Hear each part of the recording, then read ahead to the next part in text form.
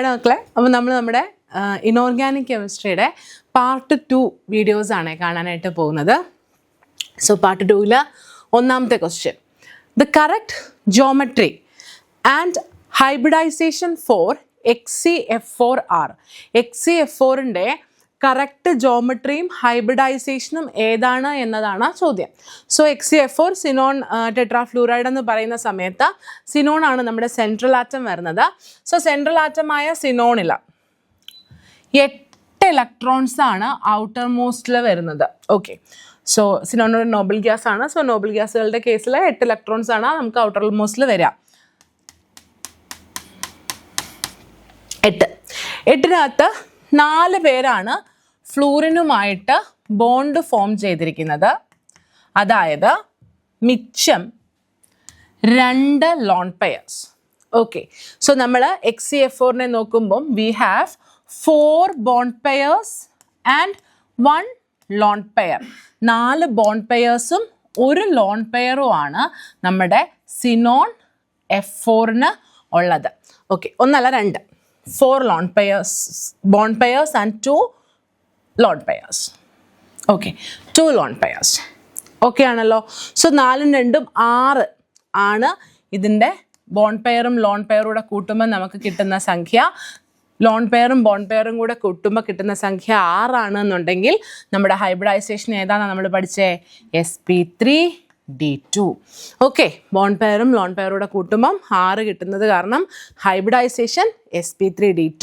And sp3d2 hybridisation എന്ന് പറയുമ്പോഴത്തേക്കും അതിൻ്റെ ജോമെട്രി, ഓക്കെ, അതിൻ്റെ ഷേപ്പ് വരുന്നത് സ്ക്വയർ പ്ലാനാർ ആണ്, പക്ഷേ അതിൻ്റെ ജോമെട്രി വരുന്നത് octahedral. Okay, so basically our right answer is option A, octahedral sp3d2. Okay, shape ആയിരുന്നു ഇൻസ്റ്റെഡ് ഓഫ് ജോമെട്രി, ഷേപ്പ് ആയിരുന്നു ക്വസ്റ്റ്യൻ എന്നുണ്ടെങ്കിൽ shape is square planar. Okay, shape എന്തായിരിക്കും? സ്ക്വയർ പ്ലാനാർ ആയിരിക്കും.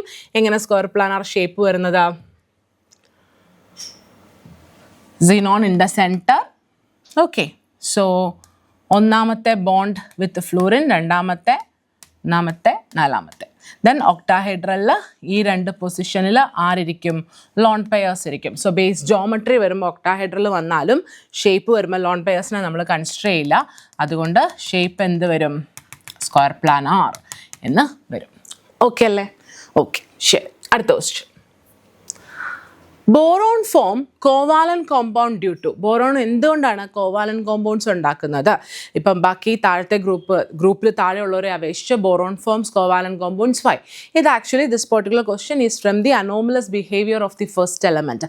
ഒന്നാമത്തെ എലമെൻറ്റിൻ്റെ അനോമലസ് ബിഹേവിയർ എന്ന് പറയുന്ന ടോപ്പിക്കിൽ നിന്ന് വന്നിരിക്കുന്ന ചോദ്യമാണ്. ഫസ്റ്റ് എലമെൻറ്റ് അനോമലസ് ബിഹേവിയർ കാണിക്കുന്നതിന് 3 റീസൺസ് ആണ് നമ്മൾ പറയുക. ഓക്കെ, സോ ഒന്നാമത്തെ റീസൺ അതിൻ്റെ high ionisation enthalpy. Okay, then രണ്ടാമത്തെ റീസൺ അതിൻ്റെ സ്മോൾ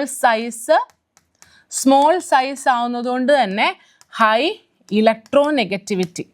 ഓക്കെ, ദെൻ മൂന്നാമത്തെ കാരണം നമ്മൾ പറയുന്നത് ആബ്സെൻസ് ഓഫ് ഡി ഓർബിറ്റലിൻ്റെ ആബ്സെൻസ്. ഈ 3 കാരണങ്ങൾ കൊണ്ടാണ് നമ്മുടെ ഒരു ഫസ്റ്റ് എലമെൻറ്റ്, എല്ലാ ഗ്രൂപ്പിലെ ഫസ്റ്റ് എലമെൻറ്റിന് റിമൈനിങ് എലമെൻസിനെ വെച്ച് നോക്കുമ്പോൾ ചില അനോമലസ് ബിഹേവിയേഴ്സ് ഒക്കെ നമ്മൾ ഒബ്സർവ് ചെയ്യുന്നത്. ഓക്കെ, സോ ബേസിക്കലി ഇവിടെ boron shows covalent compounds because of higher ionization enthalpy and smaller size. Okay, so our right answer is both 1 and 2. നമ്മുടെ കറക്റ്റ് ആൻസർ ഏതാണ്? Both 1 and 3. Okay, sorry. Okay ആണല്ലോ. So basically എന്താ ഇങ്ങനത്തെ anomalous base ചെയ്തിട്ട് എന്ത് question ചോദിച്ചാലും ഈ 3 എണ്ണത്തിൽ ഏതെങ്കിലും ഒന്നായിരിക്കും നിങ്ങളുടെ ഉത്തരം വരിക കേട്ടോ. അടുത്തത്, the stability of +1 oxidation state increases in the sequence. Okay, നമുക്കറിയാം ഇവിടെ തന്നിരിക്കുന്നത് അലൂമിനിയം, ഗാലിയം, ഇൻഡിയം, താലിയം ആണ്. അലൂമിനിയം, ഗാലിയം, ഇൻഡിയം, താലിയം എന്ന് പറയുന്നത് നമ്മുടെ ബോറോണിൻ്റെ ഫാമിലിയിൽ വരുന്ന ആളുകളാണ്. So boron, aluminium, gallium, indium, thallium. Okay, ഇങ്ങനെയാണ് വരുന്നത്. ഇതിനകത്ത് ഡൗൺ ദ ഗ്രൂപ്പ് ഓക്കെ, ഗ്രൂപ്പിൽ താഴോട്ട് വരും തോറും നമുക്കറിയാം +1 ഓക്സിഡേഷൻ സ്റ്റേറ്റിൻ്റെ സ്റ്റെബിലിറ്റി എന്ത് ചെയ്യും, കൂടും. എന്തുകൊണ്ടാണ് +1 ഓക്സിഡേഷൻ സ്റ്റേറ്റിൻ്റെ സ്റ്റെബിലിറ്റി ഡൗൺ ദ ഗ്രൂപ്പ് കൂടുന്നത്? ഇനേർട്ട് പെയർ ഇഫക്റ്റ് മൂലം. എന്താണ് ആ ഇഫക്റ്റിൻ്റെ പേര്? Inert pair effect. എന്താണ് ഈ ഇനേർട്ട് പെയർ ഇഫക്റ്റ് എന്ന് പറഞ്ഞു കഴിഞ്ഞാൽ, നമുക്കറിയാം ഇപ്പോൾ നമ്മൾ ബോറോൺ എടുത്തു എന്ന് വെച്ചോ, ബോറോണിനെ സംബന്ധിച്ച് ബോറോണിൻ്റെ ഔട്ടർ കോൺഫിഗറേഷൻ വരുന്നത് എന്നതാ? It is 2s2 2p1. Aluminium വരുമ്പോഴത്തേക്കും ഇത് എന്താവും? 3s2 3p1 ആവും. ഗാലിയം വരുമ്പോഴത്തേക്കും ഇത് 4s2 4p1 ആവും. ഇൻഡിയം ആകുമ്പോൾ അത് 5s2 5p1 thallium 6s2 6p1 ആകും. ഓക്കെ, ആൻഡ് നിങ്ങൾക്കറിയാം 2sനും 2pക്കും ഇടയിൽ ഇനി വേറെ ആരും വരാനില്ല. 3sനും 3pക്കും ഇടയിലും ആരും വരില്ല. പക്ഷെ 4s 4pക്കും ഇടയിൽ ആര് വരും? 3d വരും. 5sനും 4pക്കും ഇടയിൽ 4d വരും. 6xനും 6pക്കും ഇടയ്ക്ക് ആരൊക്കെ വരും? ആ എഫും ഡിയും വരും. സോ ബേസിക്കലി നമ്മൾ താഴോട്ട് വരും തോറും നമ്മുടെ ഈ S electrons are deeply buried. നമ്മുടെ ഈ എസ് ഇലക്ട്രോൺസ് എന്ത് ചെയ്യാൻ തുടങ്ങും? ഇന്നറിലോട്ട് പോയിക്കൊണ്ടിരിക്കും. They are deeply buried. അതുകൊണ്ട് തന്നെ those s electrons are not available for bonding. ആ s electronsനെ നമുക്ക് എന്തിന് കിട്ടുകയില്ല? ബോണ്ടിങ്ങിന് കിട്ടുകയില്ല. എന്തുകൊണ്ടാന്ന് പറഞ്ഞാൽ മനസ്സിലായല്ലോ, താഴോട്ട് വരും തോറും ഇവർക്കിടയിലുള്ള ആളുകളുടെ എണ്ണം കൂടും. സോ ഇവിടെ ഇടയിൽ ആളുകൾ വരും തോറും നമ്മുടെ എസ് ഇങ്ങനെ ബാക്കോട്ട് ഇറങ്ങിക്കൊണ്ടേയിരിക്കും. എസ് ബാക്കോട്ട് ഇറങ്ങുമ്പോൾ അത് അകത്തായി കഴിഞ്ഞു. പിന്നെ ഒരു റിയാക്ഷനിലോട്ട് പോകുമ്പോൾ ഔട്ടർ ഈ ഒരു 6p1 അത്രയും അവൈലബിൾ ആയിരിക്കില്ല ആര്? 6s2 electrons. Got it. Okay, so ഇങ്ങനെ എന്താ പറയുക, 6s2 ബാക്കോട്ട് അടിച്ച് പോകുന്നത് കാരണം ഉണ്ടാവുന്ന ഒരു എഫക്റ്റാണ് ഏത്? ഈ ഇനേർട്ട് പെയർ ഇഫക്റ്റ് എന്ന് പറയുന്നത്. ഈ ഇനേർട്ട് പെയർ ഇഫക്റ്റ് വരുന്നത് കൊണ്ട് ഈ 6s അല്ലെങ്കിൽ താഴോട്ട് വരുന്തോറും ഈ എസ് ഇലക്ട്രോൺസ് എന്ത് ചെയ്യും? എസ് ഇലക്ട്രോൺസ് റിയാക്ഷനിൽ പങ്കെടുക്കാനായിട്ട് അത്ര അധികം അവൈലബിൾ ആയിരിക്കില്ല. അതുകൊണ്ട് തന്നെ ലോവർ ഓക്സിഡേഷൻ സ്റ്റേറ്റിൻ്റെ സ്റ്റെബിലിറ്റി കൂടും. ഓക്കെ, ഇപ്പോൾ 13th ഗ്രൂപ്പിൻ്റെ കേസിലാണെങ്കിൽ +1 ഓക്സിഡേഷൻ സ്റ്റേറ്റിൻ്റെ സ്റ്റെബിലിറ്റി കൂടും. ഓക്കെ, സോ ഈ ഒരു ഇഫക്റ്റിനെയാണ് നമ്മൾ ഇനേർട്ട് പെയർ ഇഫക്റ്റ് എന്ന് പറയുന്നത്. And because of the effect of inert pair, okay, the stability of +1 oxidation state increases down the group. So basically aluminum less than, gallium less than, indium less than, thallium is your right answer. Aluminum less than, gallium less than, indium less than, thallium. Option 1. അടുത്ത question. Consider the following elements: indium, thallium, aluminum, lead, tin and germanium. The most stable oxidation state of elements with highest and lowest first ionization enthalpies respectively. ഈ തന്നിരിക്കുന്ന ആളുകളുടെ കൂട്ടത്തിൽ highest ionisation enthalpy ഉള്ള ആളുടെ stable oxidation state എന്താണ്?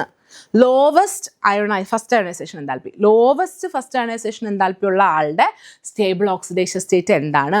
ഇതാണ് ചോദ്യം. So നമുക്ക് തന്നിരിക്കുന്ന ആളുകളെ നമുക്കൊന്ന് നോക്കാം. നമുക്ക് തന്നിരിക്കുന്നത് അലൂമിനിയം തന്നിരിക്കുന്നു. അലൂമിനിയം, ഗാലിയം തന്നിട്ടില്ല, ഗാലിയം ഇല്ലാതെ ഇൻഡിയം, താലിയം. ഓക്കെ, ഇവരാണ് 13ാമത്തെ ഗ്രൂപ്പിൽ നിന്ന്. ഇനി 14ാമത്തെ ഗ്രൂപ്പിൽ നിന്ന് ആരെയൊക്കെ തന്നിരിക്കുന്നു? We have germanium, tin, lead. Okay, so ഇത്രയും ആളുകളെയാണ് നമുക്ക് തന്നിരിക്കുന്നത്. ഇതിൽ നമ്മളോട് ചോദിച്ചിരിക്കുന്ന ഹയസ്റ്റ് ഫസ്റ്റ് അയോണൈസേഷൻ എൻതാൽപ്പി. ഈ തന്നിരിക്കുന്ന ആളുകളിൽ ഹയസ്റ്റ് ഫസ്റ്റ് അയോണൈസേഷൻ എൻതാൽപ്പി ആർക്കാണെന്ന് നമുക്കൊന്ന് നോക്കാം. Highest first ionization enthalpy. Okay, so നമുക്കറിയാം ionization enthalpy increases in this direction. ഒരു പീരീഡിൽ നമ്മൾ ലെഫ്റ്റ് ടു റൈറ്റ് പോകുമ്പോൾ അയണൈസേഷൻ എൻതാൽപ്പി എന്താ ചെയ്യണേ? അയണൈസേഷൻ എൻതാൽപ്പി കൂടും. സോ ബേസിക്കലി ഇവിടെയുള്ളവർക്ക് അയണൈസേഷൻ എൻതാൽപ്പി കൂടുതലായിരിക്കും. അതിൽ തന്നെ ionization enthalpy decreases down the group. Okay, ionization enthalpy താഴോട്ട് പോകും തോറും എന്ത് ചെയ്യും? കുറയും. സോ ബേസിക്കലി ഇവിടെ ഹയസ്റ്റ് അയണൈസേഷൻ എൻതാൽപ്പി ഉള്ളത് ആർക്കാണ്? ജർമേനിയത്തിനാണ്. Okay, so the highest ionization enthalpy is for germanium. Okay, then lowest ionization enthalpy. ഇവിടെ ചെറിയൊരു മിസ്മാച്ച്, പെട്ടെന്ന് നമുക്ക് താലിയം എന്ന് പറയാനായിട്ട് ഒരു ടെംപ്ടേഷൻ ഉണ്ടാവും. പക്ഷേ 13th ഗ്രൂപ്പിൻ്റെ കേസിൽ 13th ഗ്രൂപ്പിന് എന്താ വിശേഷം എന്ന് ചോദിച്ചു കഴിഞ്ഞാൽ അവരുടെ സൈസിൽ due to lanthanide contraction or pure shielding of the f orbitals ഇവരുടെ സൈസിൽ ചില എന്താ പറയുക ട്രെൻഡിന് എഗെയിൻസ്റ്റ് ആണ് അവരുടെ സൈസ് വരുന്നത്. അതുകൊണ്ട് തന്നെ ഇവിടെ indium has higher ionization enthalpy than thallium. എന്തുകൊണ്ടാണെന്ന് ചോദിച്ചാൽ അവരുടെ അറ്റോമിക് റേഡിയസിൽ ഉണ്ടാകുന്ന വ്യത്യാസമാണ്. അവരുടെ അറ്റോമിക് റേഡിയസിൽ എന്തുകൊണ്ടാണ് വ്യത്യാസം ഉണ്ടാവുന്നതെന്ന് നിങ്ങൾ എന്നോട് ചോദിച്ചു കഴിഞ്ഞാൽ it is because of the poor shielding of F ഓർബിറ്റൽസിൻ്റെ പുവർ ഷീൽഡിങ് മൂലം. സോ ബേസിക്കലി ഇവിടെ ഇന്ത്യത്തിനാണ് എന്താ കൂടുതൽ സൈസ് വരുന്നത്. ഇന്ത്യത്തിന് കൂടുതൽ സൈസ് വരുന്നതുകൊണ്ട് അയണൈസേഷൻ എൻതാൽപ്പിയും ഇന്ത്യത്തിനാണ് കുറവ്. താലിയത്തിനേക്കാൾ ജനറൽ ട്രെൻഡിൽ താലിയത്തിനാണ് കുറവ് വരേണ്ടത്, പക്ഷേ അൺഫോർച്ചുനേറ്റ്ലി ഇവിടെ ഇന്ത്യത്തിനാണ്. ജർമേനിയത്തിൻ്റെ മോസ്റ്റ് സ്റ്റേബിൾ ഓക്സിഡേഷൻ സ്റ്റേറ്റ് എന്ന് പറയുന്നത് തീർച്ചയായിട്ടും 14th ഗ്രൂപ്പിൻ്റെ മോസ്റ്റ് സ്റ്റേബിൾ ഓക്സിഡേഷൻ സ്റ്റേറ്റ് ആയിട്ടുള്ള +4 ആണ്. ജർമേനിയത്തിൻ്റെ മോസ്റ്റ് സ്റ്റേബിൾ ഓക്സിഡേഷൻ സ്റ്റേറ്റ് എത്രയാണ്? +4. ആൻഡ് ഇന്ത്യയും താഴോട്ട് വരുംതോറും നമ്മൾ ഇനേർട്ട് പെയർ എഫക്റ്റ് മൂലം +1 ഓക്സിഡേഷൻ സ്റ്റേറ്റിൻ്റെ സ്റ്റെബിലിറ്റി കൂടും എന്ന് പറയുമ്പോഴും ഇന്ത്യത്തിൻ്റെ കേസിൽ +3ക്ക് തന്നെയാണ് stability. +3 oxidation state is more stable than +1 oxidation state in the case of India. So basically ഇവിടെ നമ്മുടെ ആൻസർ വരുന്നത് +4 ആൻഡ് +3 ആണ്. അല്ലേ? യെസ്. അടുത്ത ചോദ്യം. The maximum covalency of a non-metallic group 15 element E with the weakest bond is. Group 15 എന്ന് പറയുന്നത് നമുക്കറിയാം നൈട്രജൻ ഫാമിലിയാണ്.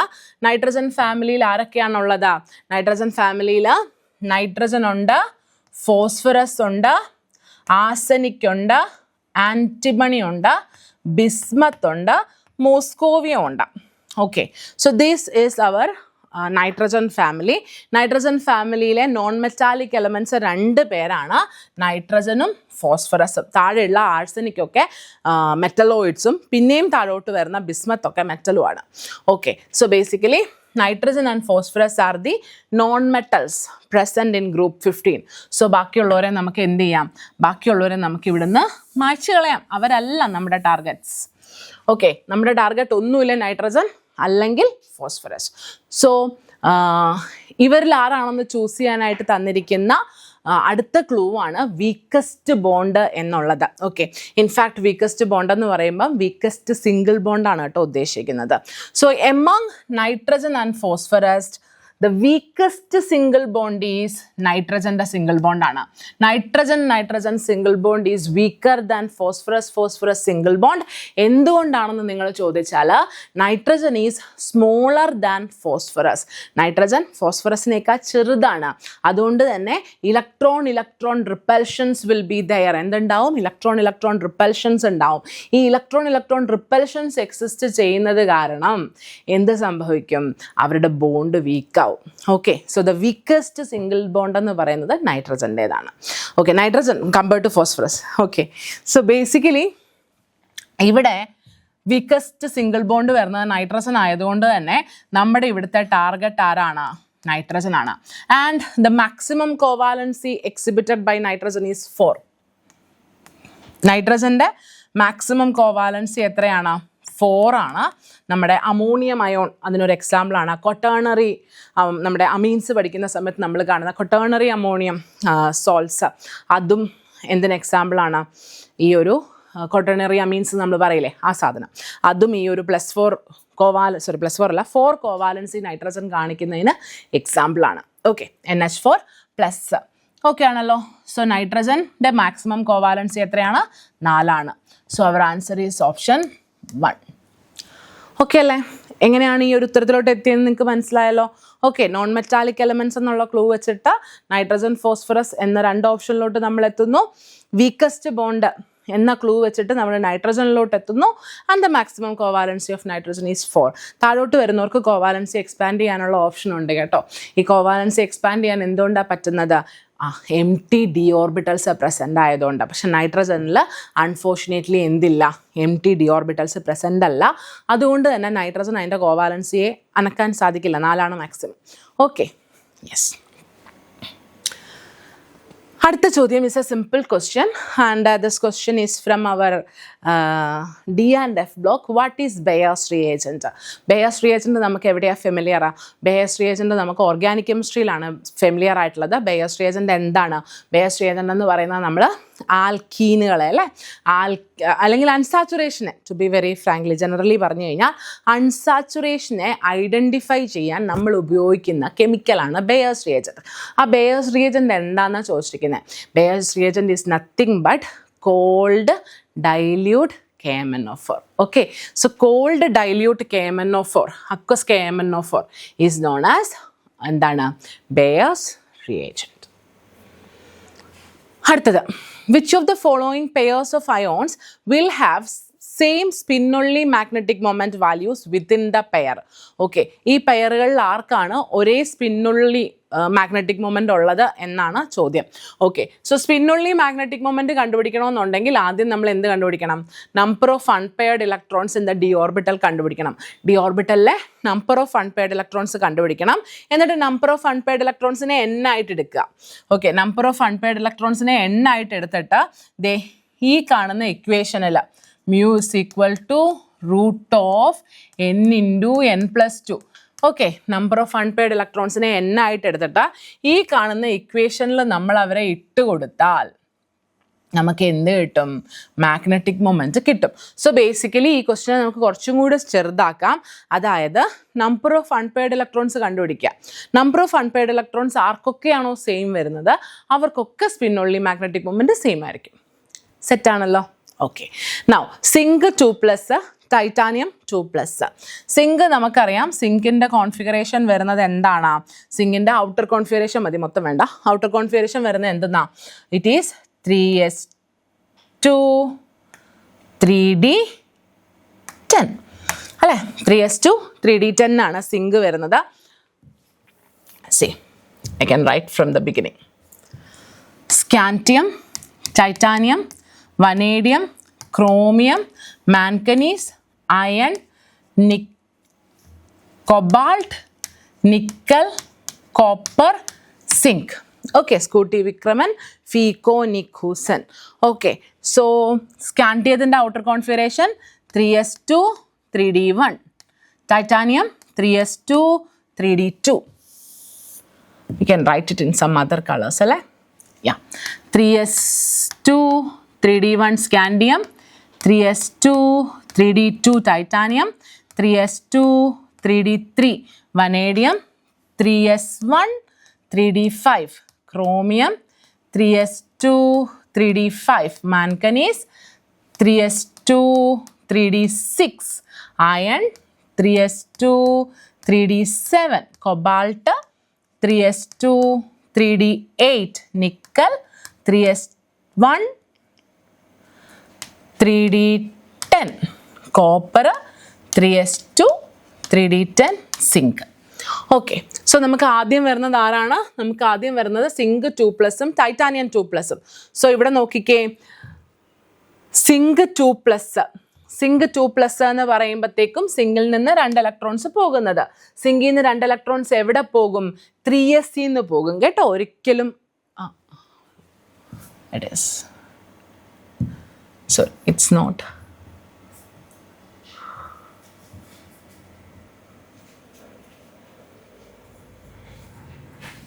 It is 4 4 4. ഓക്കെ, സോ സിങ്കിൽ ഫസ്റ്റ് ഇലക്ട്രോൺ എവിടെ നിന്ന് പോകും? 4s പോകും. ഓക്കെ, എവിടെ നിന്ന് പോകും? 4s.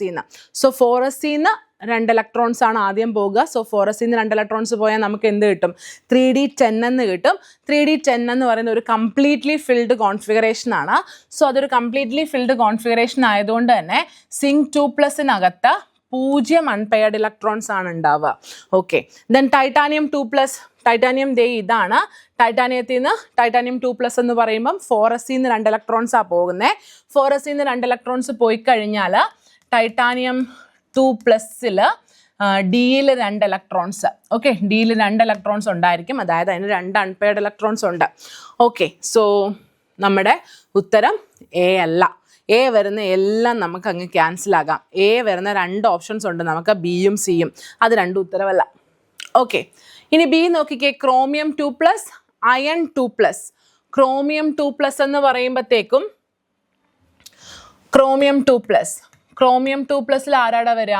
ക്രോമിയം എവിടെയതേ ക്രോമിയം 2+ എന്ന് പറഞ്ഞാൽ 4s നിന്ന് ഒരു ഇലക്ട്രോണും 3Dയിൽ നിന്ന് ഒരു ഇലക്ട്രോണും പോകും. അതായത് 3D4 ആണ് നിങ്ങൾക്ക് ക്രോമിയം 2+ എന്ന് പറയുമ്പോൾ വരുന്നത്. സോ 3D4 എന്ന് പറഞ്ഞാൽ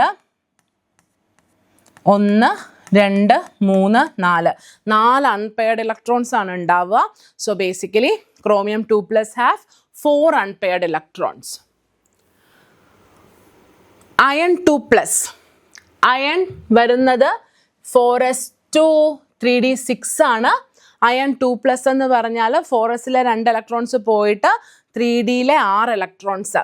സോ ബേസിക്കലി Fe2+ എങ്ങനെ ഇരിക്കും? 4sലെ 2 ഇലക്ട്രോൺസ് പോകും, 3Dയിൽ 6 ഇലക്ട്രോൺസ്. 1, 2, 3, 4, 5, 6. സോ എത്ര അൺപെയർഡ് ഇലക്ട്രോൺസ് ആടാ ഉള്ളത്? 4 അൺപെയർഡ് ഇലക്ട്രോൺസ്. സോ ഇവിടെയും 4, ഇവിടെയും 4. സോ ഇവരുടെ രണ്ടുപേരുടെയും മാഗ്നറ്റിക് മൊമെന്റ് എങ്ങനെയായിരിക്കും? സെയിം ആയിരിക്കും. സോ ബി നമ്മുടെ ഓപ്ഷനിലുണ്ട്. Okay, so B is there in our option. So B ഉണ്ട്. ഓക്കെ, സോ ബി വരുന്ന ഓപ്ഷൻസ് നോക്കിയേ. നമ്മൾ എ വരുന്ന 2 ഓപ്ഷൻസിനെ നേരത്തെ കളഞ്ഞായിരുന്നു അല്ലേ? എ വരുന്ന 2 ഓപ്ഷൻസ് നമ്മൾ നേരത്തെ ഒഴിവാക്കി വിട്ടിട്ടുണ്ടായിരുന്നു. അപ്പോൾ ഇനി ബി വരുന്നത് ബി ആൻഡ് സി ഒള്ളിയിലാണ്. Okay, B and C. Titanium 3+, copper 2+. Titanium 3+ൽ 1 അൺപെയർഡ് ഇലക്ട്രോണും കോപ്പർ 2+ൽ 1 അൺപെയർഡ് ഇലക്ട്രോണും ആണുള്ളത്. So basically our right answer is B and C. എങ്ങനെയാണ് ഇതിലോട്ട് എത്തിയെന്ന് നിങ്ങൾക്ക് മനസ്സിലായോ? ഞാൻ ഫുള്ള് ബാക്കിയുള്ളവരെയും കൂടെ ചെയ്ത് നോക്കിയില്ല. ഞാൻ എന്ത് ചെയ്തു? ഫസ്റ്റ് ചെയ്ത് കിട്ടിയപ്പം എനിക്ക് മനസ്സിലായി എ നമ്മുടെ ഓപ്ഷനിൽ വരില്ല. എ നമ്മുടെ ഓപ്ഷനിൽ വരില്ല എന്നുള്ള ഒരൊറ്റ കൺസിഡറേഷനിൽ എ വന്ന 2 ഓപ്ഷൻസിനെ ഞാൻ ഒഴിവാക്കി. മിച്ചം എനിക്ക് 2 ഓപ്ഷൻസ് ആയിരുന്നു ഉണ്ടായിരുന്നത്, ഫസ്റ്റ് ഓപ്ഷനും ലാസ്റ്റ് ഓപ്ഷനും. ഓക്കെ, അത് കഴിഞ്ഞ് ഞാൻ ബി ചെയ്ത് നോക്കുമ്പം ബി നമ്മുടെ ഓപ്ഷനിൽ വരും എന്ന് എനിക്ക് മനസ്സിലാവുന്നു. അങ്ങനെ ഞാൻ നോക്കുമ്പോൾ എയിലും ഡിയിലും ബി ഓപ്ഷൻ വരുന്നത് ഡിയിൽ മാത്രമാണ്. അതുകൊണ്ട് ഞാൻ ഡിയിലോട്ട് പോയി. ഓക്കെ, സോ പരീക്ഷയ്ക്ക്, നീറ്റ് പോലുള്ള ഒരു പരീക്ഷയ്ക്ക് എല്ലാം ചെയ്ത് നോക്കുക എന്നൊരു കൺസിഡറേഷൻ ഇല്ല. അതല്ല നമ്മുടെ ആവശ്യം. ഓക്കെ, നമുക്ക് എല്ലാം ചെയ്ത് നോക്കി ശരിയാക്കുക എന്നല്ല, നമുക്ക് ശരി ഉത്തരത്തിലോട്ട് എത്തുക എന്നുള്ളതാണ്. സോ ഇങ്ങനെയൊക്കെ ഒരുപാട് സാധനങ്ങൾ, ഇതിപ്പോൾ ഇനിയും ചെയ്ത് നോക്കണമെങ്കിൽ ഒരുപാട് സമയം പോകും. ഓക്കെ, സോ ഇങ്ങനെയൊക്കെയുള്ള സാധനങ്ങൾ വരുന്ന സമയത്ത് ഇതുപോലെയൊക്കെ ഒന്ന് പതുക്കെ ചെക്ക് ചെയ്ത് സ്വന്തം ഒരു ലോജിക്കൊക്കെ അപ്ലൈ ചെയ്തിട്ട് മാക്സിമം ടൈം എന്ത് ചെയ്യണം? പിടിച്ച് വെച്ച് ചെയ്യണം കേട്ടോ. നമുക്ക് ഇതിൽ നിന്നൊക്കെയുള്ള സമയം എടുത്തിട്ട് വേണം ഫിസിക്കൽ കെമിസ്ട്രിയിലൊക്കെ കൊടുക്കാനായിട്ട്, അല്ലെങ്കിൽ ഫിസിക്സിലൊക്കെ കൊടുക്കാനായിട്ട്. ഓക്കെ, ഇനോർഗാനിക്കിന് അധികം എന്ത് ചെയ്യരുത്, സമയം കളയരുത്. പെട്ടെന്ന് ഉത്തരം കിട്ടുന്ന സാധനമല്ലേ? ഓക്കെ അല്ലേ? ശരി, ഓക്കെ. സോ അടുത്ത ചോദ്യം നോക്കാം. Stability of copper 2+ is more than copper plus salt in aqueous solution due to. Okay, copper 2+ൻ്റെ സ്റ്റെബിലിറ്റി കോപ്പർ പ്ലസിനെക്കാട്ടിലും കൂടുതലാണ്. എന്താണ് കോപ്പർ പ്ലസ്? നിങ്ങൾക്കറിയാം, കോപ്പർ പ്ലസ് വന്നു കഴിഞ്ഞാൽ ഒരു കംപ്ലീറ്റ്ലി ഫിൽഡ് കോൺഫിഗറേഷനാണ്. കോപ്പറിൻ്റെ ഔട്ടർ നമ്മളിപ്പോൾ കണ്ടിട്ടാണ് വന്നത്. കോപ്പറിൻ്റെ ഔട്ടർ എന്തായിരുന്നു? Where is copper? കോപ്പറിൻ്റെ ഔട്ടർ ദേ 4s1 3D10. അപ്പോൾ ഒരു ഇലക്ട്രോൺ പോയാൽ 3D10 കിടക്കുന്നത്. ദാറ്റ് ഈസ് എ ഫുൾഫിൽഡ് കോൺഫിഗറേഷൻ. അപ്പോൾ അത് കൂടുതൽ സ്റ്റേബിൾ ആവേണ്ടതാണ്. പക്ഷെ എന്നാലും അക്വസ് സൊല്യൂഷൻ വരുമ്പോൾ കോപ്പർ പ്ലസ് ലെസ് സ്റ്റേബിളാണ് കോപ്പർ 2+നേക്കാൾ. എന്തുകൊണ്ടാണെന്നാ ചോദ്യം.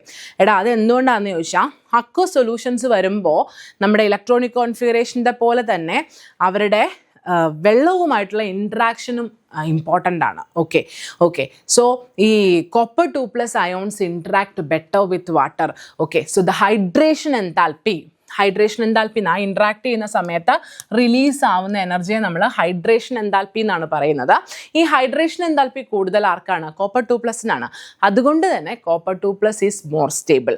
Okay, so interaction with water molecules R better. Okay അല്ലേ? യെസ്. അടുത്ത question. Given below are 2 statements. Okay, താഴെ 2 സ്റ്റേറ്റ്മെന്റ്സ് തന്നിട്ടുണ്ട്. Copper 2+ is chromium 2+ is oxidising and manganese 3+ is reducing in nature. Scantium 3+ compounds are repelled by the magnetic field. Okay, statements ശരിയോ തെറ്റോ എന്ന് cross check ചെയ്യാനായിട്ടാണ് നമ്മളോട് പറയുന്നത്. Let's do. ഒരു ion തന്നാൽ, ഓക്കെ, ആ അയോൺ റെഡ്യൂസിങ് ആണോ ഓക്സിഡൈസിങ് ആണോ എന്ന് എങ്ങനെ വേണം നിങ്ങൾ നിജപ്പെടുത്താൻ? Okay, to determine whether a particular ion is reducing or oxidizing എങ്ങനെ വേണം? അതിൻ്റെ റെഡ്യൂസ് ചെയ്യപ്പെടുമ്പോൾ ഉള്ള ഇലക്ട്രോണിക് കോൺഫിഗറേഷൻ നോക്കണം. ആ ഇലക്ട്രോണിക് കോൺഫിഗറേഷൻ സ്റ്റേബിൾ ആണെങ്കിൽ അത് സ്വയം റെഡ്യൂസ് ആവും. ഓക്കെ, അത് സ്വയം എന്ത് ചെയ്യും? അത് സ്വയം റെഡ്യൂസ് ആവും. അത് സ്വയം റെഡ്യൂസ് ആവുക എന്ന് പറഞ്ഞാൽ അതൊരു ഓക്സിഡൈസിങ് ഏജൻ്റ് ആയിരിക്കും. ഓക്കെ, ഇനി റെഡ്യൂസ് ചെയ്യുമ്പോൾ ഉള്ള കോൺഫിഗറേഷൻ അത്ര സ്റ്റേബിൾ അല്ല, എന്നാൽ ഓക്സിഡൈസ് ചെയ്യുമ്പോൾ കോൺഫിഗറേഷൻ സ്റ്റേബിൾ ആണ്. അങ്ങനെയാണെങ്കിൽ അത് സ്വയം ഓക്സിഡൈസ്ഡ് ആവും. അത് സ്വയം ഓക്സിഡൈസ്ഡ് ആവുക എന്ന് പറഞ്ഞാൽ അതെന്തായിട്ട് ആക്ട് ചെയ്യും? It will act as A reducing agent. Okay, സ്വയം ഓക്സിഡൈസ് ചെയ്താൽ റെഡ്യൂസിങ് ഏജൻറ്റ്, സ്വയം റെഡ്യൂസ് ചെയ്താൽ ഓക്സിഡൈസിങ് ഏജൻറ്റ്. ഓക്കെ അല്ലേ? സെറ്റ് അല്ലേ? പറഞ്ഞ കാര്യത്തിൽ കൺഫ്യൂഷൻ ഒന്നുമില്ലല്ലോ. സോ ഇവിടെ നമുക്ക് ക്രോമിയം 2+, ക്രോമിയം 2+ എന്ന് പറയുമ്പോഴത്തേക്കും കോൺഫിഗറേഷൻ നോക്കടാ. 4s1 3d5 ആണ് ക്രോമിയം. ഓക്കെ, 2+ എന്ന് പറയുമ്പോൾ 4s 0 ആകും, 3d 4 ആകും. ഓക്കെ, ഇത് ഒരു ഇലക്ട്രോണിനെ സ്വീകരിച്ചാൽ, okay, if it accept 1 electron it becomes 3d5, കറക്റ്റാണ്. പക്ഷേ ഇതൊരു ഇലക്ട്രോണിനെ കൊടുത്താൽ, okay, if it is giving 1 electron, അതായത് ഇത് സ്വയം ഓക്സിഡൈസ്ഡ് ആയാൽ it will get 3d3 configuration. 3d3 കോൺഫിഗറേഷനിലോട്ട് ഇതിന് ഷിഫ്റ്റ് ചെയ്യാൻ സാധിച്ചാൽ it can get a stable T2g3 configuration. Okay, അതിന് എന്ത് കോൺഫിഗറേഷൻ കിട്ടും? T2g3 കോൺഫിഗറേഷൻ കിട്ടും. So in the case of ക്രോമിയത്തിന് 3d3ലോട്ട് പോയിട്ട് T2g3 കോൺഫിഗറേഷൻ കിട്ടുന്നതാണ് കൂടുതൽ അഭികാമ്യം. സോ അല്ലെങ്കിൽ കൂടുതൽ നല്ല better. Okay, so basically chromium 2+ എന്ത് ചെയ്യും? chromium 2+ will give 1 electron. That means chromium 2+ will get oxidized. Okay, that means it acts as a reducing agent. Okay, chromium 2+ എന്തായിട്ട് ആക്ട് ചെയ്യുക? റെഡ്യൂസിങ് ഏജൻ്റ് ആയിട്ടാണ് ആക്ട് ചെയ്യുന്നത്, not as oxidizing agent. So അത്രയും കഴിയുമ്പോൾ തന്നെ നമുക്ക് മനസ്സിലാവും ആ സ്റ്റേറ്റ്മെൻറ്റ് തെറ്റാണ്. മാംഗനീസ് 3+ൻ്റെ കേസോട് നമുക്ക് നോക്കിയിട്ട് പോകാം. മാംഗനീസ് 3+ൻ്റെ കേസിൽ മാംഗനീസിൻ്റെ കോൺഫിഗറേഷൻ വരുന്നത് നമുക്കറിയാം എന്താണ്? ഇറ്റ് ഈസ് 4s2 3d5 ആണ്. 3+ എന്ന് പറയുമ്പോൾ അഗെയിൻ 3d4ലോട്ടാണ് വരുന്നത്. ഒരു ഇലക്ട്രോണിനെ ഇത് അക്സെപ്റ്റ് ചെയ്ത്, ഓക്കെ, സോ 3mn3+, ഈ 3+ന്ന് ഒരു ഇലക്ട്രോണിനെ അക്സെപ്റ്റ് ചെയ്തിട്ട് അതിന് mn2+ ആവാൻ സാധിച്ചാൽ അതിൻ്റെ കോൺഫിഗറേഷൻ എന്നാകും? 3d5 ആകും. That means a half filled configuration. മാംഗനീസിനെ സംബന്ധിച്ച് this is better. So manganese will accept an electron. Manganese എന്ത് ചെയ്യും? മാംഗനീസ് സ്വയം റെഡ്യൂസ്ഡ് ആവും. ഓക്കെ, മാംഗനീസ് സ്വയം റെഡ്യൂസ്ഡ് ആവുക എന്ന് പറഞ്ഞാൽ മാംഗനീസ് എന്തായിരിക്കും? ഓക്സിഡൈസിങ് ഏജൻ്റ് ആയിരിക്കും. Okay, so manganese 3+ is oxidizing while chromium 2+ is reducing in nature. So our statement തെറ്റാണ്. It's a false statement. എങ്ങനെയാ വന്നതെന്ന് മനസ്സിലായല്ലോ? ഇനി ഇത് നോക്കിക്കേ, ഈ ഒരു സ്റ്റേറ്റ്മെൻറ്റിന് ഒരു പ്രത്യേകത ഉണ്ട്. ഈ ക്വസ്റ്റ്യൻ ഏതോ ഒരു JEE മെയിൻസിൽ ചോദിച്ചൊരു ചോദ്യമാണെന്നാണ് എൻ്റെ ഓർമ്മ. Okay, and this particular question is given in the text book. Text ബുക്കിൽ സോൾവ് ചെയ്ത് കിടക്കുന്ന ക്വസ്റ്റ്യൻ ആണ്. ഓക്കെ, ടെക്സ്റ്റ് ബുക്കിൽ സോൾവ് ചെയ്ത് കിടക്കുന്ന ഒരു ക്വസ്റ്റ്യനിൽ നിന്ന് വന്ന സ്റ്റേറ്റ്മെൻറ്റ് ക്വസ്റ്റ്യൻ ആണിത്. ആൻഡ് JEE മെയിൻസിന് വന്നതുമാണ് ഈ അടുത്തെവിടെയോ. ഓക്കെ അല്ലേ? യെസ്. അടുത്ത സ്റ്റേറ്റ്മെൻറ്റ് വായിക്കാം നമുക്ക്. Scandium 3+ compounds are repelled by the applied magnetic field. ഒരു സിസ്റ്റത്തിനെ മാഗ്നറ്റിക് ഫീൽഡ് റിപ്പൽ ചെയ്യണമെന്നുണ്ടെങ്കിൽ ആ സിസ്റ്റം ഡയാമാഗ്നറ്റിക് ആയിരിക്കണം. Okay, paramagnetic substances are weakly attracted by the magnetic field while diamagnetic substances are repelled by the magnetic field. Okay, so basically ഈ സ്റ്റേറ്റ്മെൻറ്റിനെ ഒന്നും കൂടെ ഞാൻ ചെറുതാക്കി പറഞ്ഞാൽ scandium 3+ is diamagnetic in nature എന്ന് പറയുന്നതിനെ കുറച്ച് ഇങ്ങനെ പിടിക്കുന്നതിന് പകരം ഇങ്ങനെ പിടിച്ചിട്ടുണ്ട് എന്നുള്ളതേ ഉള്ളൂ. ഓക്കെ, സോ സ്കാൻഡിയം 3+ ഡയാമാഗ്നറ്റിക് ആണോ അല്ലയോ എന്നതാണ് ചോദ്യം. സോ ചെയ്തു നോക്കാനായിട്ട് നമുക്ക് അതിൻ്റെ കോൺഫിഗറേഷനിലോട്ട് പോകാം. സ്കാൻഡിയം ആണ്. Scandium is 4s2 3d1. So basically scandium 3+ലോട്ട് വരുമ്പോൾ അതെല്ലാം അങ്ങോട്ട് പോകും. 4s 0 ആകും, 3dയും 0 ആകും. സോ ഡിയിൽ ഇലക്ട്രോൺസ് ഇല്ല, അല്ലെങ്കിൽ അൺപെയർഡ് ഇലക്ട്രോൺസ് ഇല്ല. ഓക്കെ, അപ്പോൾ അതെന്താണ്? അത് ഡയാമാഗ്നറ്റിക് ആണ്. So scandium 3+ is diamagnetic in nature. Okay, അത് ഡയാമാഗ്നറ്റിക് ആണെന്നുണ്ടെങ്കിൽ ഡയാമാഗ്നറ്റിക് ഫീൽഡ് റിപ്പൽ. ഓക്കെ, അതിനെ മാഗ്നറ്റിക് ഫീൽഡ് എന്ത് ചെയ്യും? റിപ്പൽ ചെയ്യും. സോ ഈ സ്റ്റേറ്റ്മെൻറ്റ് ട്രൂ ആണ്. Okay, so statement 1 is false but statement 2 is true. Okay ആണല്ലോ. അതെങ്ങനെയാണ് അത് ഡിറൈവ് ചെയ്ത് കൊണ്ടുവന്നതെന്ന് മനസ്സിലായിട്ടുണ്ടല്ലോ. കൺഫ്യൂഷൻസ് ഒന്നും ഇല്ലല്ലോ. ഇല്ല. അടുത്തത് നോക്കിക്കേ, which of the following are paramagnetic in nature. ഇതിനകത്ത് ഏതൊക്കെയാണ് പാരാമാഗ്നറ്റിക് എന്നാണ് നമ്മളോട് ചോദിച്ചിരിക്കുന്നത്. പക്ഷേ നേരത്തെ ചെയ്തതുപോലെ തന്നെ ടെക്സ്റ്റ് ബുക്കിൽ ഉള്ള നമുക്കറിയാവുന്ന കുറേ ആളുകളുണ്ട്. ഫോർ എക്സാമ്പിൾ NiCl4, ഇവിടെ ക്ലോറിൻ ഒരു വീക്ക് ലിഗാൻഡ് ആണ്. ഓക്കെ, സോ അതൊരു വീക്ക് ലിഗാൻഡ് ആയതുകൊണ്ട് തന്നെ അത് എന്തായിരിക്കും? പാരാമാഗ്നറ്റിക് ആയിരിക്കും. Okay, tetrahedral paramagnetic. NiCO4 times നമുക്ക് നമ്മുടെ ടെക്സ്റ്റ് ബുക്കിൽ കിടക്കുന്ന സാധനമാണ്, നമുക്കൊക്കെ അറിയാവുന്നതാണ്. ഇത് ഒരു സ്ട്രോങ് ഫീൽഡ് ലിഗാൻഡ് ആണെങ്കിലും നമ്പർ ഓഫ് ഇലക്ട്രോൺസ് കൂടുതലായതുകൊണ്ട് sp3 ഹൈബ്രിഡൈസേഷൻ മാത്രമേ അതിനെ കൊണ്ട് അറ്റൈൻ ചെയ്യാൻ പറ്റുള്ളൂ. പക്ഷേ ടെട്രാഹൈഡ്രൽ ആണ്, പക്ഷെ അൺപെയർഡ് ഇലക്ട്രോൺസ് ഇല്ല. അതുകൊണ്ട് ഇത് ടെട്രാഹൈഡ്രൽ ഡയാമാഗ്നറ്റിക് ആയിട്ടുള്ള ഒരു സിസ്റ്റമാണ്. And of course NiCN4 times 2- നമുക്ക് ടെക്സ്റ്റ് ബുക്കിൽ ഉള്ളതാണ്. ഇതും ഒരു ഡയാമാഗ്നറ്റിക് സിസ്റ്റമാണ്. ഓക്കെ അല്ലേ? സോ ഇതിങ്ങനെ ടെക്സ്റ്റ് ബുക്കിലുള്ളതാണ്, അല്ലെങ്കിൽ ഇത് ഞങ്ങൾക്ക് അറിയില്ല എന്നുള്ളതാണെന്നുണ്ടെങ്കിൽ ചെയ്ത് നോക്കണം. Okay, you have to do it. Okay, അതായത് ഡിയിൽ എത്ര ഇലക്ട്രോൺസ് മിച്ചമുണ്ട് എന്ന് നോക്കണം. പെയറിങ്, സ്ട്രോങ് ലിഗാൻസ് ആണെ പെയർ ചെയ്ത് കൊടുക്കണം, വീക്ക് ലിഗാൻസ് ആണെ പെയറിങ് ചെയ്യരുത്. ഓക്കെ, അങ്ങനെ വെച്ചിട്ട് വേണം എന്ത് ചെയ്യാനായിട്ട്. ഓക്കെ, സോ ഇനി ഇപ്പം ഇത്രയും നമുക്ക് കിട്ടിയിട്ടുണ്ട്. പാരാമാഗ്നറ്റിക് ആയിട്ട് നമുക്കിപ്പോൾ എ മാത്രമേ കിട്ടിയിട്ടുള്ളൂ. സോ എ ഏതൊക്കെ ഓപ്ഷൻസിൽ വരുന്നു? അൺഫോർച്ചുനേറ്റ്ലി എ എല്ലാ ഓപ്ഷൻസിലും വരുന്നുണ്ട് എക്സെപ്റ്റ് ഫോർ ഡി ഒരെണ്ണം ഒഴിച്ചിട്ട് ബാക്കി എല്ലാത്തിലും എ വരുന്നുണ്ട്. ഇനി സി ഡയാമാഗ്നറ്റിക് ആണെന്ന് നമുക്കറിയാം, അതായത് സി വരുന്ന ഓപ്ഷൻസിനെ നമുക്ക് ഒഴിവാക്കാം. ഓക്കെ, സോ സി വരുന്ന ഒരു ഓപ്ഷനാണ് ഓപ്ഷൻ സി. അതുകൊണ്ട് ഓപ്ഷൻ സിയെയും നമ്മൾ എന്ത് ചെയ്തു? ഒഴിവാക്കിയിട്ടുണ്ട്. ഓക്കെ, ഇനിയുള്ള 2 ഓപ്ഷൻസ് എയിലും ബിയിലും. ഓക്കെ, എയിലും ബിയിലും എയും ഡിയും ഉണ്ട്. ഓക്കെ, സോ ബേസിക്കലി എ നമ്മൾ ഓൾറെഡി ഇത് കണ്ടുപിടിച്ചു. ഡി നോക്കുന്നതുകൊണ്ട് ഒരു പ്രയോജനവും ഇല്ല, കാരണം ഏത് ഓപ്ഷൻ എടുത്താലും എയും ഡിയും കോമൺ ആണ്. അപ്പോൾ കോമൺ അല്ലാത്ത ആരാണ്? ഇ മാത്രമാണ്. സോ ബേസിക്കലി നമ്മളിനി ഡിയുടെ ഒന്നും കണ്ടുപിടിക്കാൻ നിൽക്കണ്ട, നേരെ എങ്ങോട്ട് പോവുക? എയും ഡിയും ഉറപ്പായിട്ടും എന്ത് തന്നെയാണ്? പാരാ തന്നെയാണ്. ഓക്കെ, ഈയുടേത് കണ്ടുപിടിക്കാം. ഈ ഏതാണ്? NiPPH3 4 times. ഓക്കെ, ഈ PPH3 എന്ന് പറയുന്ന ലിഗാൻഡ് എത്ര പേർക്ക് ഫെമിലിയർ ആണെന്ന് എനിക്കറിയില്ല. ഈ ലിഗാൻ്റെ പേര് ഫോസ്ഫീൻ എന്നാണ്. ഓക്കെ, അല്ലെങ്കിൽ triphenyl phosphine. Okay, so we call it as a triphenyl phosphine.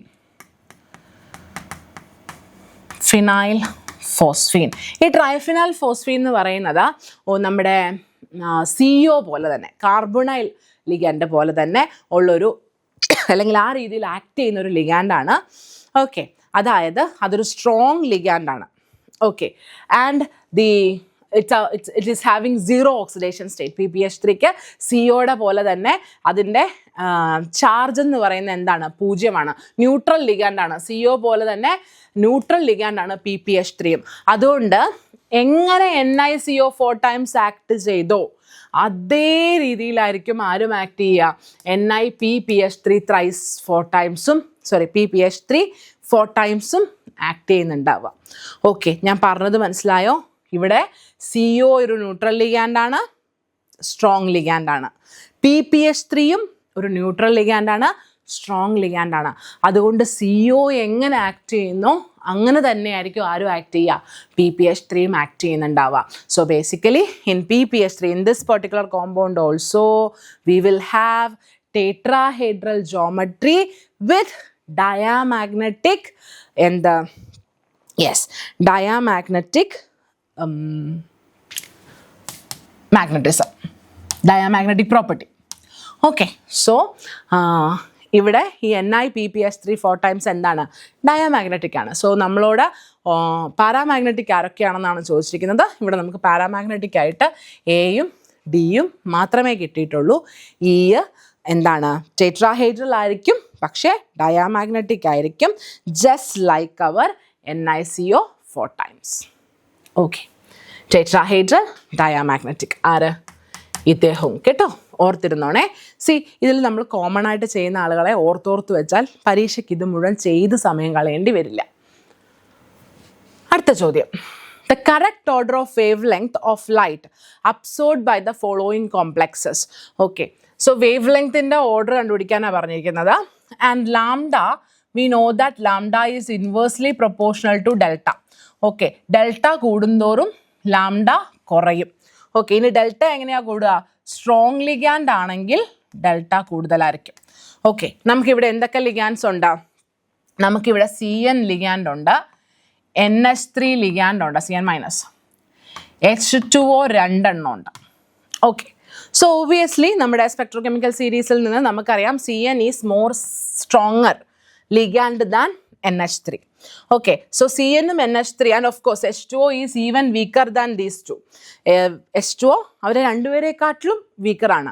So basically എന്താ പറയുക, സ്ട്രോങ് ലിഗാൻസ് വരുന്നത് ആർക്കൊക്കെയാണ്? സ്ട്രോങ് ലിഗാൻസ് വരുന്നത് COCN 6 times 3 മൈനസിനും CONH3 6 times 3 പ്ലസിനും ആയിരിക്കും സ്ട്രോങ് ലിഗാൻസ്. ഓക്കെ, അപ്പം ഡെൽറ്റയുടെ വാല്യൂ ഏറ്റവും കൂടുതൽ ആർക്കായിരിക്കും?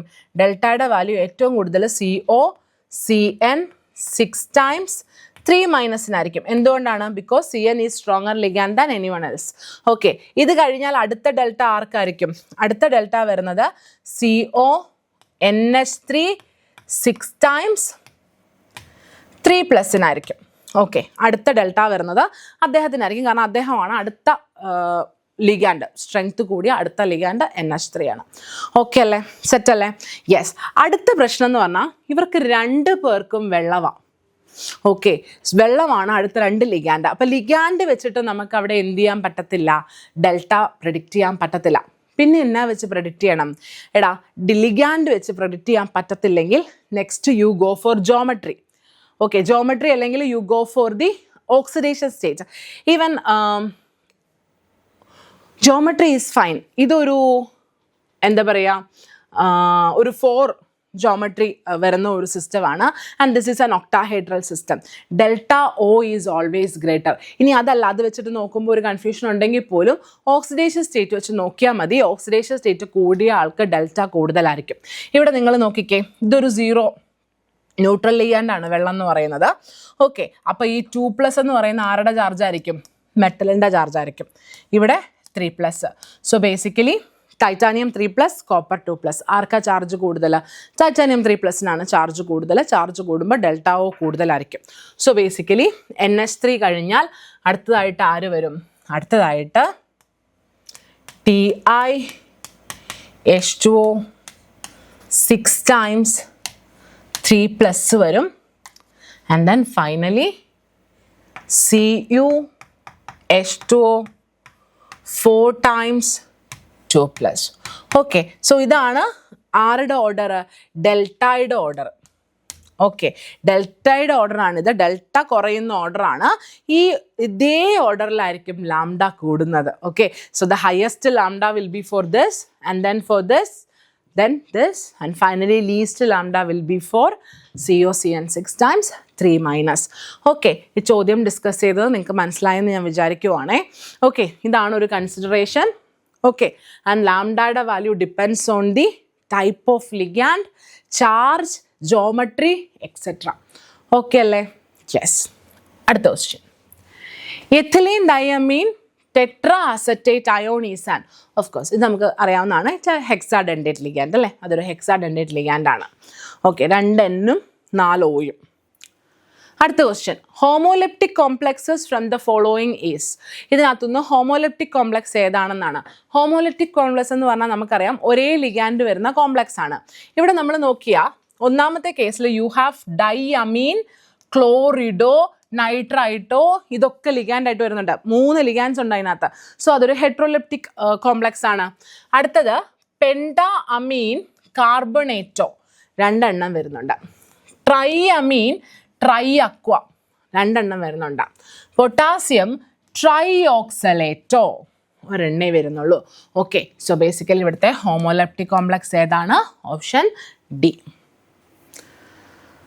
അടുത്ത question. The type of isomerism exhibited by the compounds CrH2O 6 times Cl2. CrH2O Cl2 H2O 5 times. Cl2 H2O. CrH2O 4 times Cl2 H2O. And the values of coordination number for the central metal ion in all these cases respectively are. Obviously നിങ്ങൾക്ക് കാണാം ഈ കോമ്പൗണ്ടുകൾ, ഇത് നമ്മുടെ പുസ്തകത്തിലെ എക്സാമ്പിളും കൂടിയാണ്. ഈ കോമ്പൗണ്ടുകൾ നിങ്ങൾ ശ്രദ്ധിച്ചാൽ അവരുടെ സ്പിയറിനകത്തെ കോർഡിനേഷൻ സ്പിയറിനകത്തെ സോൾവെൻ്റ് മോളിക്യൂൾസിൻ്റെ എണ്ണം കുറഞ്ഞിരിക്കുന്നതായിട്ട് നിങ്ങൾക്ക് കാണാൻ സാധിക്കും. സോ കോർഡിനേഷൻ സ്പിയറിലെ സോൾവെൻ്റ് മോളിക്യൂൾസിൻ്റെ എണ്ണം വ്യത്യാസപ്പെട്ടിരിക്കുന്ന ആളുകൾ, അവരെ നമ്മൾ സോൾവേറ്റ് ഐസോമേഴ്സ് എന്നാണ് വിളിക്കുക. ഇവിടെ ഇപ്പം വെള്ളമാണ് എന്നുള്ളത് കൊണ്ട് ഹൈഡ്രേറ്റ് ഐസോമറിസം എന്ന് നമുക്ക് വേണമെങ്കിൽ സ്പെസിഫിക്കലി വിളിക്കാം. പക്ഷേ ഇവിടെ നമുക്ക് സോൾവേറ്റ് ഐസോമറിസം എന്ന് തന്നെയാണ് ഓപ്ഷനിൽ തന്നിരിക്കുന്നത്. So call it as solvate isomerism. Okay, and of course the coordination number remains 6. എല്ലാ കോമ്പൗണ്ടുകളിലും കോർഡിനേഷൻ നമ്പർ എത്ര തന്നെയാണ്? 6 തന്നെയാണ്. ഓക്കെ അല്ലേ? സെറ്റല്ലേ? കൺഫ്യൂഷൻസ് ഒന്നുമില്ലല്ലോ. സോ നമ്മൾ ഇൻഓർഗാനിക് കെമിസ്ട്രിയിൽ നിന്ന് കഴിഞ്ഞ കുറച്ച് വർഷങ്ങളിൽ ചോദിച്ചിട്ടുള്ള ഒരു 5 വർഷത്തിന് വരെ ഓരോ ഇൻഓർഗാനിക് കെമിസ്ട്രി ചാപ്റ്ററുകളിൽ നിന്നും നമ്മളോട് ചോദിച്ചിട്ടുള്ള ചോദ്യങ്ങളാണ് ഡിസ്കസ് ചെയ്തത്. നീറ്റും കുറച്ച് ക്വസ്റ്റ്യൻസ് നീറ്റിൽ നിന്ന് എടുത്തിട്ടുണ്ട്, കുറച്ച് ജെയിൽ നിന്ന് എടുത്തിട്ടുണ്ട്. ഓക്കെ, കുറച്ച് ക്വസ്റ്റ്യൻസ് ജെയിൽ നിന്ന് എടുത്തിട്ടുള്ളൂ. ഓക്കെ, സോ ഡിസ്കസ് ചെയ്ത ക്വസ്റ്റ്യൻസ് എല്ലാം നിങ്ങൾക്ക് മനസ്സിലായെന്ന് ഞാൻ വിചാരിക്കുവാണ്. എന്തെങ്കിലും കൺഫ്യൂഷൻസ് ഉണ്ട്, ഡൗട്ട്സ് ഉണ്ട്, ക്ലാരിഫിക്കേഷൻസ് ആവശ്യമുണ്ട് എന്നുണ്ടെങ്കിൽ കോൺടാക്ട് ചെയ്യാൻ മടിക്കണ്ട. ഓക്കെ അല്ലേ? So thank you so much for your patient listening. By.